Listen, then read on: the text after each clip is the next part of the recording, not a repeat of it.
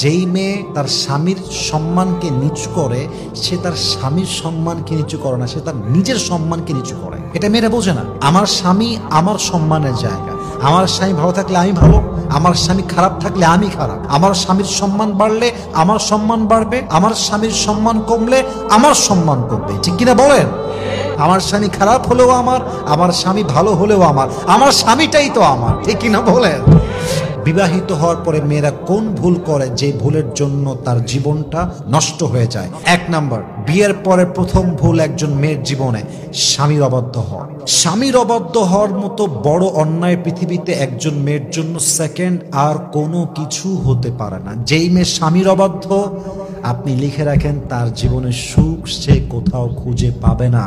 কারণ আমরা পুরুষরা সব সহ্য করতে পারি, সব মানতে পারি, বাট আমার বউ আমার কথা শুনবে না, আমার বিরুদ্ধে হিটলারি করবে, আমাকে মিথ্যা অপবাদ চাপাই দিবে, আমাকে অলওয়েজ চাপে রাখবে, অলওয়েজ ডিমান্ড করতেই থাকবে, অলওয়েজ আমাকে মিথ্যা ব্লেম করতেই থাকবে, আমার আওতার বাহিরে যাবে। আমরা পুরুষরা সব সহ্য করলেও আমাদের সেলফ রেসপেক্টে আঘাত লাগলে এটা আমরা চুল পরিমাণ বরদাস্ত করি না। ঠিক কিনা বলেন? স্বামীর অবাধ্য যে মেয়ে হয়, ওর একুলেও সুখ নাই ওকুলেও সুখ নাই। আপনি যদি স্বামীর অবাধ্য হন, এই স্বামী আপনাকে তালাক দিবে। আপনি সেকেন্ডলি আবার বিয়ে করবেন, ওখানে আবার মানবেন না, ওখানে আপনি আবার তালাক খাবেন। কি লাভ?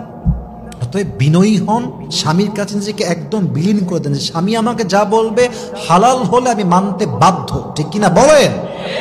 আপনি স্বামীর অবাধ্য হবেন না। 1 নাম্বার। 2 নাম্বার, বিয়ের পরে মেয়েদের জীবনের সবচেয়ে বড় ভুল হচ্ছে মেয়েরা স্বামীর খারাপ সময় আসলেই ব্যাস রূপ চেঞ্জ। বলেন তো সবাই এরকম মেয়ে আছে না নাই?